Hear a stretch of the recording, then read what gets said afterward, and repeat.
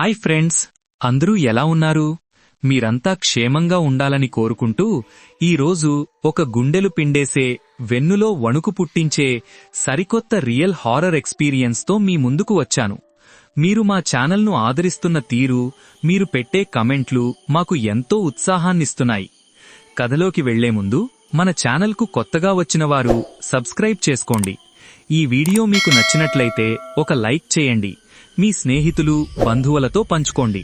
మీ ప్రతి సపోర్ట్ నాకు ఇలాంటి మరిన్ని వాస్తవిక, భయంకరమైన అనుభవాలను మీ ముందుకు తీసుకురావడానికి ధైర్యాన్నిస్తుంది. ఇక ఆలస్యం చేయకుండా కథలోకి వెళదాం. కొన్ని సాంకేతిక సమస్యల కారణంగా ప్రస్తుతం మా వాయిస్ను మార్చుతున్నాము.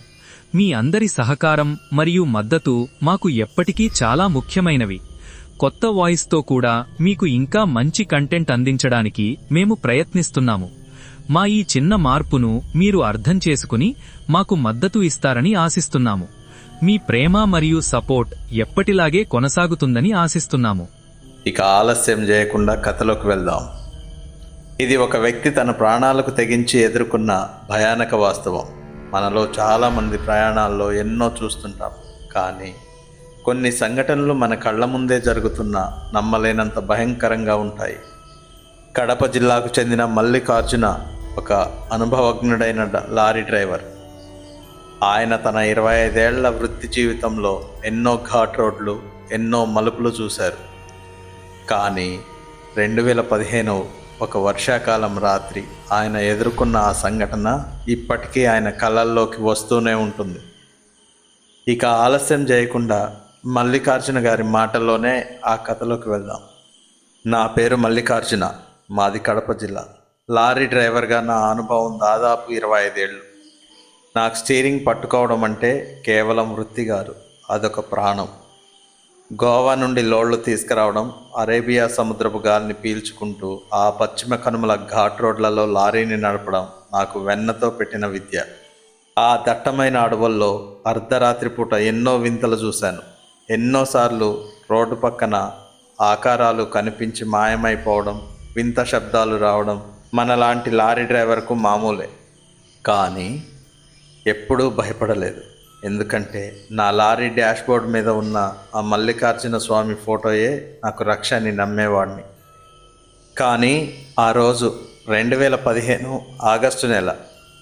వాతావరణం చాలా వింతగా ఉంది. కడప నుండి తిరుపతి వైపు లోడ్ తీసుకుని వెళ్తున్నాను. నా పక్కన క్లీనర్గా ప్రసాద్ ఉన్నాడు. వాడు కుర్రాడు, వయసు చిన్నదైనా పనిలో చాలా చురుగ్గా ఉంటాడు. ఆ రోజు సాయంత్రం నుండే ఆకాశం మొహం మార్చుకుంది. మబ్బులు ఎంత దట్టంగా ఉన్నాయంటే సాయంత్రం 6 గంటలకే అర్ధరాత్రి అయిపోయిందా అన్నట్టు చీకటి కమ్మేసింది. గాలి వాన మొదలైంది. చినుకులు లారీ అద్దం మీద పడుతుంటే వైపర్లు ఎంత వేగంగా తిరిగినా రోడ్డు సరిగా కనిపించడం లేదు. కడప దాటి కొంచెం దూరం వెళ్ళాక రాజంపేట వైపు దారిలో ఒక చిన్న ఊరు వస్తుంది. ఆ ఊరు దాటిన తర్వాత 1 కిలోమీటర్ దూరం వరకు ఇటు అటు పొలాలు, చెట్లు తప్ప మనుషులు ఉండరు. గాలివాన బీభత్సవం పెరిగిపోయింది. లారీని కంట్రోల్ చేయడం కష్టమవుతుంది.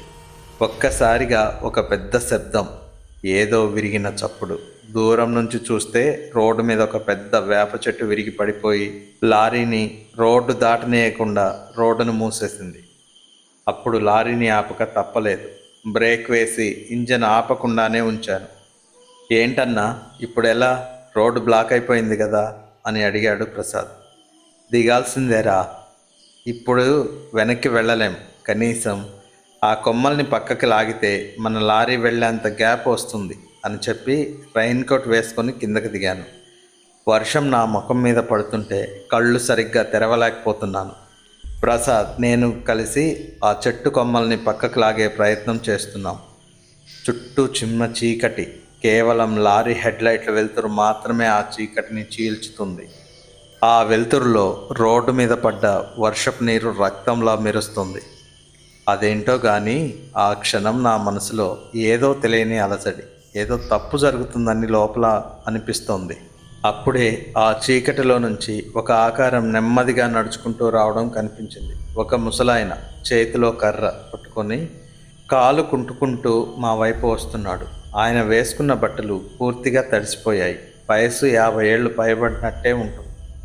ఆ వానలో ఆ సమయంలో ఆయన అక్కడ ఉండడం చూసి నాకు ఆశ్చర్యం వేసింది. ఆయన నా దగ్గరకు వచ్చి వణుకుతున్న గొంతుతో ఇలా అన్నాడు, అబ్బాయ్, కాస్త సాయం చేయవా? మా అమ్మాయికి ఒంట్లో అస్సలు బాగోలేదు. ఊర్లోకి ఎవ్వరూ రావడం లేదు. ఈ వర్షంలో నేను ఒక్కడినే ఏమీ చేయలేకపోతున్నాను. కాస్త నా ఇంటి వరకు వస్తే నా బిడ్డను చూద్దువు గాని. ఆయన మాటల్లో ఉన్న ఆర్తి చూస్తే ఎవరికైనా జాలి కలుగుతుంది. తాత, ఇప్పుడెలా? మేము ఈ చెట్టు తొలగిస్తున్నాం కదా. ఇక్కడ మా క్లీనర్ ఉంటాడు. నేను నీతో వస్తాను పదా అన్నాను. నిజానికి లారీని వదిలి వెళ్ళకూడదు, కానీ ఆ ముసలాయన ముఖంలో ఉన్న దీనత్వం నన్ను కదిలించింది. ప్రసాద్ను లారీ దగ్గరే ఉండమని చెప్పి ఆ ముసలాయన వెనక నడవడం మొదలుపెట్టాను. ఆయన నెమ్మదిగా కుంటుకుంటూ రోడ్డు పక్కనే ఒక సన్నని కాలిబాటలోకి తీసుకువెళ్ళాడు. చుట్టూ పొదలు, పిచ్చి మొక్కలు, వాన హోరులో ఆయన నడుస్తున్నప్పుడు వచ్చే ఆ కర్ర శబ్దం తప్ప ఇంకేమీ వినిపించడం లేదు. ఆ దారి వెటి వెళ్తుందో నాకు అర్థం కావడం లేదు, కానీ ఆయన్ని అనుసరిస్తూ వెళ్తున్నాను. తాత, ఇంకెంత దూరం అని అడిగాను. ఆయన వెనక్కి తిరిగి చూడకుండానే, అదిగో ఆ వెలుతురు కనిపిస్తుంది కదా, అక్కడే మా ఇల్లు అని సైగ చేశాడు. అక్కడ వెలుతురు ఏమీ లేదు, కానీ దూరంలో ఒక చిన్న గుడిసెలాంటి ఇల్లు నీడలా కనిపిస్తుంది. అది ఊరికి చాలా దూరంగా ఒంటరిగా ఉంది. ఆ ఇంటి ముందు నిలబడ్డాము. తలుపులు సగం తెరిచి ఉన్నాయి. లోపల వెలుతురు అస్సలు లేదు. కేవలం బయటపడుతున్న మెరుపుల వెలుతురులో లోపల ఉన్న వస్తువులు అప్పుడప్పుడు మసకగా కనిపిస్తున్నాయి. ఒక రకమైన వింత వాతావరణం ఆ చుట్టూ ఉంది, కానీ నేను దాన్ని పట్టించుకోలేదు. బహుశా ఆ ముసలాయన ఇంటిని శుభ్రంగా ఉంచడం లేదేమో అనుకున్నాను. లోపలికి రానాయనా అన్నాడు ఆయన. నేను లోపలికి అడుగుపెట్టాను. గదిలో ఒక మూలన ఒక మంచం ఉంది. దాని మీద ఒక దుప్పటి కప్పి ఎవరో పడుకొని ఉన్నారు. ముసలాయన ఆ మంచం దగ్గరకు వెళ్ళి, నా బిడ్డ మాట్లాడడం లేదు, ఒళ్ళంతా చల్లబడిపోయింది, కాస్త చూడు నాయనా అని ప్రాధేయపడ్డాడు. నేను నెమ్మదిగా ఆ మంచం దగ్గరికి వెళ్ళాను. ఆ అమ్మాయి ముఖం మీద జుట్టుతో కప్పి ఉంది. వయసు 20 ఏళ్ల లోపు ఉండొచ్చు. నేను ఆ అమ్మాయిని నుదుటి మీద చేయి వేసి చూశాను, అంతే. ఒక్కసారి నా శరీరం కంపించింది. నా రక్తమంతా గడ్డగట్టినట్టు అనిపించింది. ఆ శరీరానికి అస్సలు వేడి లేదు. అసలు ప్రాణం ఉన్న మనిషి శరీరం అంత చల్లగా ఉండదు. నాకు అనుమానం వచ్చి, తాత, ఈమెకు ప్రాణం ఉన్నట్టే లేదు, మనం వెంటనే ఆసుపత్రికి వెళ్ళాలి అని చెప్పి ఆమెను పిలవడానికి వంగాను. అప్పుడు జరిగింది చూడండి, అది నేను నా జీవితంలో మర్చిపోలేను. ఆ అమ్మాయి ఒక్కసారి కళ్ళు తెరిచింది. ఆ కళ్ళు, అవి మనుషుల కళ్ళలా లేవు. పూర్తిగా నల్లగా, ప్రాణం లేని గుడ్డులా ఉన్నాయి. తను నా చేతిని గట్టిగా పట్టుకుంది. ఆ పట్టు ఎలా ఉందంటే ఇనుప సంకెళ్ళు బిగించినట్టు ఉంది. నా ఎముకలు విరిగిపోతాయేమో అన్నంత బలంగా నలిపేస్తుంది. నేను భయంతో వెనక్కి లాక్కోవడానికి ప్రయత్నించాను, కానీ ఆమె వదలడం లేదు. ఆమె ముఖంలో ఎలాంటి కదలిక లేదు, కానీ ఆమె బలం మాత్రం అసాధారణంగా ఉంది. నా గుండె వేగంగా కొట్టుకోవడం మొదలైంది. నేను ముసలాయన వైపు తిరిగాను సాయం కోసం, కానీ అక్కడ ఆయన లేడు. విచిత్రంగా ఆ గదిలో ఆయన అసలు ఉన్న జాడే లేదు. నేను విలవిల్లాడుతూ ఆ అమ్మాయిని చేతి నుంచి నా చేతిని విడిపించుకోవాలని చూస్తుంటే పక్కన ఉన్న గోడ మీద మెరుపు వెలుతురు పడింది. ఆ గోడకు ఒక పాత ఫోటో ఫ్రేమ్ వేలాడుతుంది. అందులో 2 వ్యక్తులు ఉన్నారు. ఒకరు ఆ ముసలాయన, ఇంకొకరు ఈ అమ్మాయి. ఆ ఫోటో చూసిన నా ప్రాణాలు గాలిలో కలిసినట్టయ్యాయి. ఎందుకంటే ఆ ఫోటోలో ఉన్న ముసలాయనకి, అమ్మాయికి, ఇద్దరికి పూలదండలు వేసి ఉన్నాయి. నాకప్పుడు అర్థమైంది, నేను ఎవరి వెనక వచ్చానో, ఎవరిని తాకానో వారు ఈ లోకానికి చెందినవారు కాదని. ఆ ఫోటోలో ఆ తండ్రి కూతుళ్ళిద్దరికీ దండలు వేసి ఉండటం చూసి నా మెదడు మొద్దుబారిపోయింది. గుండె చప్పుడు నాకే వినిపిస్తుంది. వాన హోరు, మెరుపుల శబ్దం తప్ప ఆ నిశ్శబ్దంలో ఇంకేమీ లేదు. కానీ నా చేతిని పట్టుకున్న ఆ అమ్మాయి పట్టు మాత్రం సడలడం లేదు. ఆమె వేళ్ళు నా చర్మంలోకి దిగిపోతున్నట్టుగా ఉన్నాయి. ఆమె కళ్ళు అలానే నా వైపు చూస్తున్నాయి, రెప్ప వేయకుండా, ప్రాణం లేని ఆ నల్లని గుట్టుతో. తాత, తాత అని అరవాలని చూశాను, కానీ గొంతు పెగలడం లేదు. నోరు ఎండికపోయింది. ఒళ్ళంతా చెమటలు పట్టేశాయి. ఆ వణుకుతున్న వెలుతురులో నేను గమనించాను, ఆమె పడుకొని ఉన్న మంచం కింద మట్టి తడిగా ఉంది. ఏదో సమాధి నుండి ఇప్పుడే బయటికి వచ్చినట్టు ఆ మట్టి వాసన కొడుతుంది. నేను నా బలాన్నంతా కూడా తీసుకొని, వదిలై, నన్ను వదిలై అని గట్టిగా అరుస్తూ నా చేతిని ఒక్కసారి వెనక్కి లాగాను. ఆ కుదుపుకి ఆమె పట్టు కొంచెం సడలింది, అంతే. నేను వెనక్కి పడిపోయాను. కింద పడ్డ నేను వెంటనే లేచి వెనక్కి తిరిగి చూడకుండా బయటికి పరిగెత్తాలని చూశాను. కానీ ఆ గది తలుపులు నేను లోపలికి వచ్చినప్పుడు సగం తెరిచి ఉన్నాయి. ఇప్పుడు ఆ తలుపులు గట్టిగా మూసుకుపోయి ఉన్నాయి. గాలికి మూసుకున్నాయా అంటే బయట గాలి లోపలికి రావడం లేదు. ఆ తలుపుల దగ్గరకు వెళ్ళి వాటిని లాగడానికి ప్రయత్నించాను. అవి అసలు కదలడం లేదు. ఎవరో బయట నుంచి గట్టిగా పట్టుకున్నట్టు ఉన్నాయి. నా వెనుక నుంచి ఒక ఇంత శబ్దం వచ్చింది. అదొక మూలుగు, ఆకలితో ఉన్న జంతువు చేసే శబ్దంలా ఉంది. నేను నెమ్మదిగా వెనక్కి తిరిగి చూశాను. ఆ మంచం మీద పడుకొని ఉన్న అమ్మాయి ఇప్పుడు మంచం మీద కూర్చొని ఉంది. ఆమె జుట్టు ముఖం మీద పడి ఉంది. కానీ ఆ చీకటిలో ఆ కళ్ళు మాత్రం ఎర్రగా మెరుస్తున్నాయి. ఆమె గొంతు నుంచి ఒక వింతైన స్వరం బయటకొచ్చింది. అది ఒకేసారి మాట్లాడుతున్న 100 మంది బొంగురు గొంతులా ఉంది. నన్ను కూడా తీసుకెళ్ళు, నాకు చలిగా ఉంది, నన్ను ఇక్కడ వదిలేయకు అని ఆమె అంటుంది. ఆమె మాటలు వింటుంటే నా ఒంట్లో వణుకు పుట్టింది. ఆమె మంచం మీద నుండి నెమ్మదిగా దిగింది. ఆమె నడుస్తుంటే ఆమె కాళ్ళు నేలకు తగలడం లేదు. ఆమె కదులుతున్న కొద్దీ ఆ గదిలో ఉష్ణోగ్రత పడిపోతుంది. ఊపిరి పీల్చుకోవడం కూడా కష్టంగా ఉంది. నేను అల్లాడిపోతూ గదిలో ఉన్న కిటికీ వైపు చూశాను. అది చిన్నదే, కానీ నా ప్రాణం దక్కించుకోవాలంటే అక్కడి నుంచి దూకాల్సిందే. నేను ఆ గదిలో ఉన్న ఒక పాత చెక్క కుర్చీని తీసుకొని ఆ కిటికీకి ఉన్న అద్దాల మీద కొట్టాను. అద్దం పగిలి ముక్కలైంది. అదే సమయంలో ఆ అమ్మాయి నా దగ్గరికి వచ్చేసింది. ఆమె బలమైన ఇనుప చేతుల్లాంటి చేతులతో నా మెడను తాకింది. ఆ స్పర్శ ఎలా ఉందో తెలుసా? చర్మం మీద పెడితే ఎంత మంట పుడుతుందో అంత మంట పుట్టింది. ఆమె వేళ్ళు నా గొంతును నలుపుతున్నాయి. నాకు ఊపిరి ఆడడం లేదు. కళ్ళు బయర్లు గమ్ముతున్నాయి. స్వామి మల్లికార్జున, నన్ను కాపాడు అని మనసులో దేవుణ్ణి తలుచుకున్నాను. సరిగ్గా అదే సమయంలో నేను ఈ ట్రిప్ బయలుదేరడానికి ముందు అక్కడ మా గుడిలో చేయించుకున్న పూజారి ఇచ్చిన విభూది పొట్లం నా తాళాలకే ఉంది. ఆ ప్యాకెట్ ఒక్కసారి నా చేతికి తగిలింది. మల్లికార్జున స్వామిని తలుచుకొని దాన్ని తీసి ఆమె మీద చల్లాను. అంతే, ఒక్కసారిగా ఏదో కాలిన చప్పుడు. ఆ అమ్మాయి ఒక భయంకరమైన కేక పెట్టి వెనక్కి తగ్గింది. ఆమె ముఖం మీద విభూది పడిన చోట పొగలు వస్తున్నాయి. ఆ కేక వింటే మనిషి చెవి గూబలు పగిలిపోవాలి. ఆ గ్యాప్లో నేను కిటికీ నుంచి బయటికి దూకేశాను. బయట వర్షం ఇంకా కురుస్తూనే ఉంది. కింద పడి లేచి ఎటు వెళ్తున్నానో తెలియకుండా పరిగెత్తడం మొదలుపెట్టాను. ఆ భయానికి ఆ ముళ్ళు పొదలు నా బట్టలను చీల్చుతున్నా, కాళ్ళకి కుచ్చుకుంటున్నా నాకేమీ తెలియడం లేదు. అసలు నాకేమీ బాధ అనిపించడమే లేదు. నా వెనుక ఎవరో పరిగెత్తున్న శబ్దం వినిపిస్తుంది. ఆ కర్ర శబ్దం. ఆ ముసలాయన, ఆయన కూడా నా వెనకే వస్తున్నాడు. నాయనా ఆగు, నా బిడ్డను వదిలేసి ఎక్కడికి వెళ్తావు, ఆగు అని ఆయన అరుస్తున్నాడు. ఆయన గొంతు ఇప్పుడు జాలిగా లేదు, చాలా కటువుగా కోపంగా ఉంది. నేను వెనక్కి తిరిగి చూడకుండా పరిగెత్తుతూనే ఉన్నాను. దూరంలో లారీ హెడ్లైట్ల వెలుతురు కనిపించింది. అది చూశాక నాకు కొంచెం ధైర్యం వచ్చింది. ప్రసాద్, ప్రసాద్ అని గట్టిగా అరిచాను.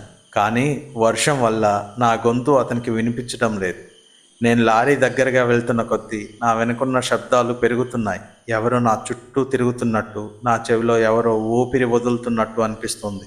నేను అదే పరుగుతో రోడ్డు మీదకి వచ్చాను. లారీ దగ్గరకు చేరుకున్నాను. ప్రసాద్ లారీ క్యాబిన్లో కూర్చొని ఉన్నాడు. వాడు నన్ను చూసి కంగారుగా, ఏందన్నా, ఏమైంది, ఎందుకలా పరిగెడుతున్నావు, బట్టలన్నీ చిరిగిపోయాయేంటి అని అడిగాడు. నేను వాడికి ఏమీ చెప్పలేకపోయాను.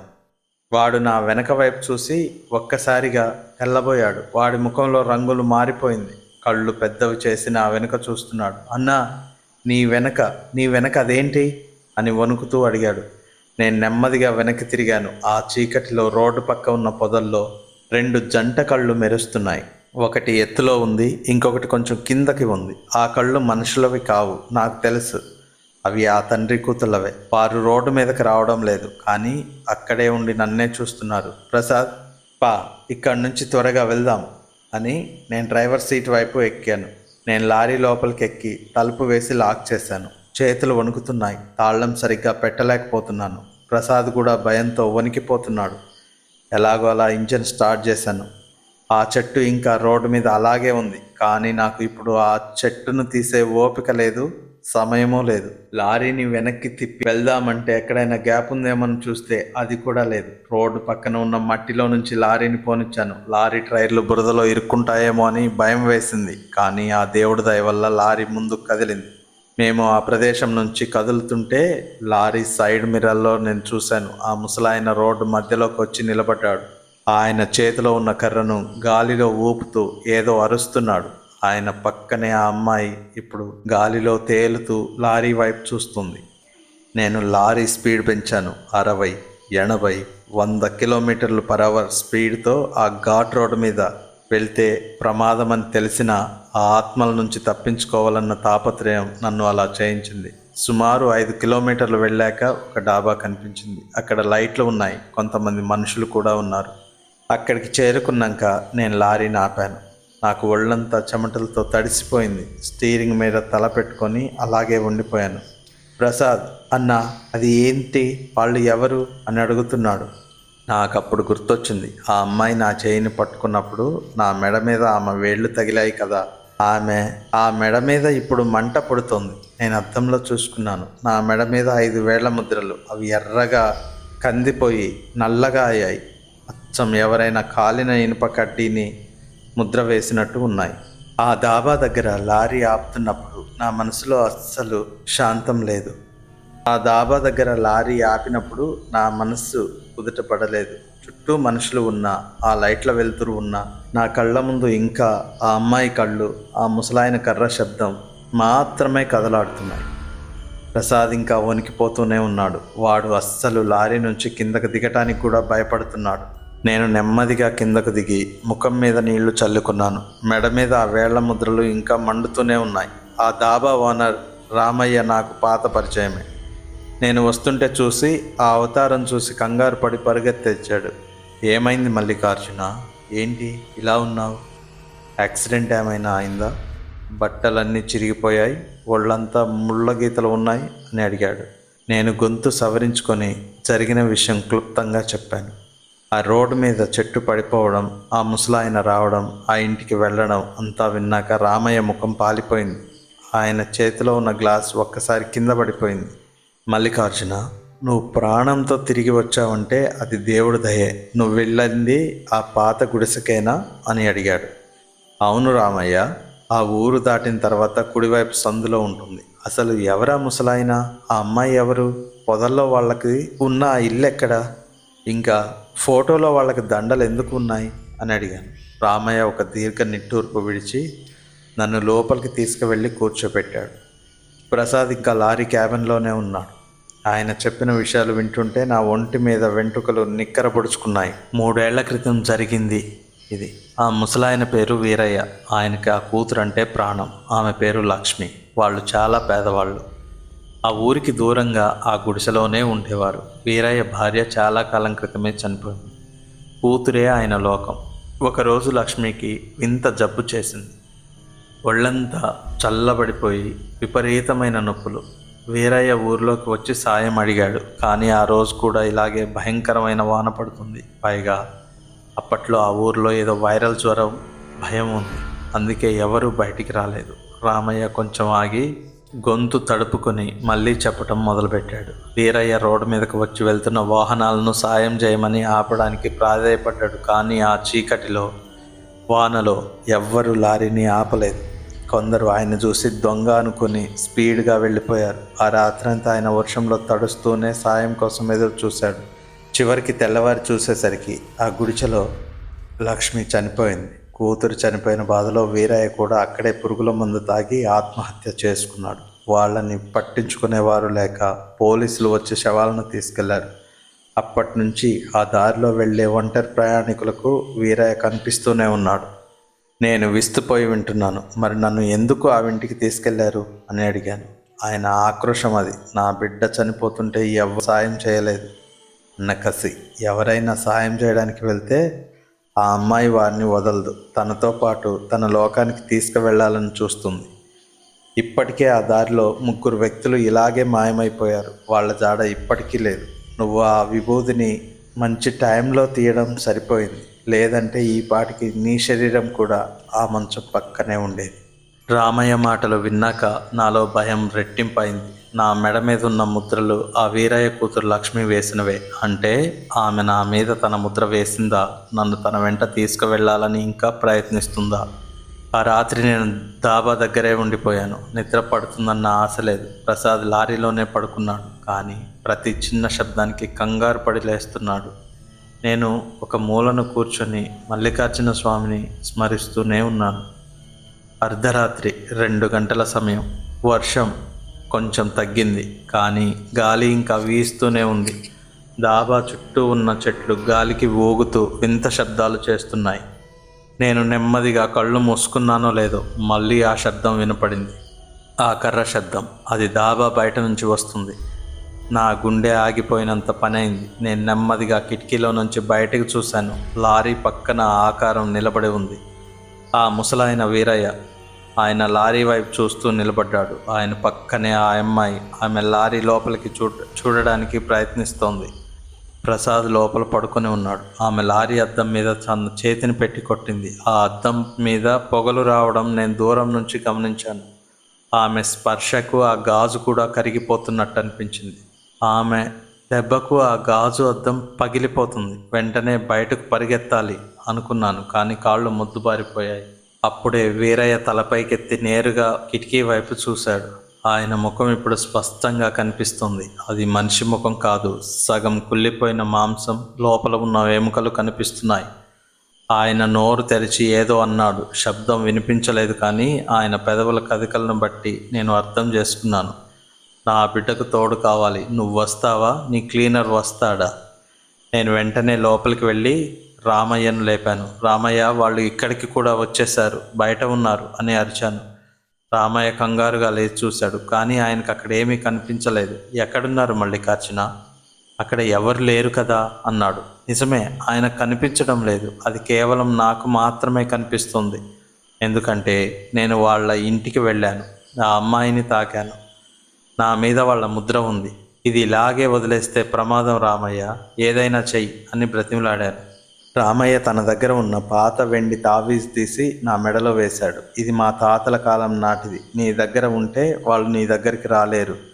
కానీ నువ్వు ఇక్కడ నుంచి వెళ్ళిపోవాలి. తెల్లవారేలోపు ఈ ప్రదేశం దాటి వెళ్ళిపో అని చెప్పాడు. కానీ ఆ రాత్రి ఇంకా గడవలేదు. ఆత్మలంత తేలిగ్గా వదలవు. వాళ్ళు నన్ను భయపెట్టడమే కాదు, నన్ను మానసికంగా కృంగదీయాలని చూస్తున్నారు. తెల్లవారుజామున 3 గంటల సమయంలో ప్రసాద్ లారీలో నుంచి భయంకరంగా కేకలు వేశాడు. నేను రామయ్య పరిగెత్తుకుంటూ లారీ దగ్గరికి వెళ్ళాము. లారీ తలుపు గట్టిగా లాక్ అయి ఉన్నాయి. లోపల ప్రసాద్ ఏదో గాలిలో ఉన్న ఆకారంతో పోరాడుతున్నట్టు కనిపిస్తుంది. లారీ లోపల అద్దాల మీద రక్తం చిందినట్టు మరకలు కనిపిస్తున్నాయి. ప్రసాద్, తలుపుది ప్రసాద్ అని నేను గట్టిగా అరుస్తూ తలుపును బాదాను. కానీ లోపల నుంచి వచ్చే కేకలు క్రమంగా తగ్గుతున్నాయి. నేను లారీ టైర్ రాడ్ తీసుకొని అద్దాన్ని పలగొట్టాను. లోపలికి చూస్తే ప్రసాద్ స్పృహ తప్పి పడి ఉన్నాడు. వాడి మెడ మీద కూడా 5 వేళ్ల ముద్ర ఉన్నాయి. కానీ అవి నా మెడ మీద ఉన్న వాటికంటే లోతుగా రక్తసిక్తంగా ఉన్నాయి. నేను వాడిని బయటికి లాగాను. వాడి శరీరం కూడా అప్పుడే చల్లబడిపోవడం మొదలైంది. రామయ్య, వీడు చనిపోతున్నాడు చూడు అని అరిశాను. రామయ్య వెంటనే గంగాజలం తెచ్చి వాడి ముఖం మీద చల్లాడు. ప్రసాద్ ఒక్కసారిగా ఊపిరి పీల్చుకొని కళ్ళు తెరిచాడు. కానీ వాడి కళ్ళలో భయం అలాగే ఉంది. అన్న, ఆ అమ్మాయి లోపలికి వచ్చేసింది, నన్ను చంపేస్తాను అంటోంది అని ఏడవడం మొదలుపెట్టాడు. అప్పుడే మాకు అర్థమైంది, వాళ్ళ లక్ష్యం నేను కాదు, ప్రసాద్. ఎందుకంటే వాడు చిన్నవాడు. వాడిని లొంగ తీసుకోవడం సులభం. నన్ను ఆ ముసలాయన మాటలతో ఆకర్షించి ఇంటికి తీసుకెళ్లడం కేవలం ఒక ట్రాప్ మాత్రమే. ప్రసాద్ పరిస్థితి చూస్తుంటే నా గుండె తరుక్కుపోతుంది. వాడిని ఎలాగైనా రక్షించుకోవాలి రామయ్య. ఇచ్చిన వెండి తావీజు నా మెడలో ఉంది కాబట్టి నేను కొంచెం ధైర్యంగా ఉన్నాను. కానీ ప్రసాద్ దగ్గర ఏమీ లేదు. వాడు అప్పుడే ఆ ఆత్మల ప్రభావానికి లోనవుతున్నాడు. రామయ్య, వీడిని ఇలా వదిలేస్తే వీడు బ్రతకడు. ఏదైనా దారి చెప్పు అని అడిగాను. రామయ్య ముఖం గంభీరంగా మారింది. మల్లికార్జున, వాళ్ళ ఆక్రోశం తీరాలంటే వాళ్ళకి శాంతి కలగాలి. కానీ ఇప్పుడు నీకు ఆ సమయం లేదు. నువ్వు వెంటనే ఈ ప్రదేశం వెళ్ళి తిరుపతి వైపు వెళ్ళిపో. ఆ 7 కొండల వాడి సన్నిధిలో అడుగు పెడితే ఈ పీడ వదులుతుంది. మార్గ మధ్యంలో ఎక్కడ ఆగకు, ఎవరు పిలిచినా పలకకు, కళ్ళు కేవలం రోడ్డు మీదనే ఉంచు అని హెచ్చరించాడు. నేను ప్రసాద్ను లారీ క్యాబిన్ మధ్యలో కూర్చోబెట్టాను. వాడి చుట్టూ నా దగ్గర ఉన్న దేవుడి ఫోటోలు, విభూది ప్యాకెట్ పెట్టాను. రామయ్య ఇచ్చిన గంగాజలం బాటిల్ వాడి చేతిలో ఇచ్చి, ఏం జరిగినా ఇది వదలొద్దురా ప్రసాద్ అని చెప్పాను. నేను స్టీరింగ్ పట్టుకున్నాను. లారీని స్టార్ట్ చేసి ముందుకు పోనిచ్చాను. డాబా దాటి కొద్దిసేపటికి మళ్ళీ ఆ దట్టమైన అడవి ప్రాంతం మొదలైంది. వర్షం వెలిసిన పొగ మంచు విపరీతంగా కమ్మేసింది. లైట్లు వేసినా 10 అడుగుల దూరం కూడా కనిపించడం లేదు.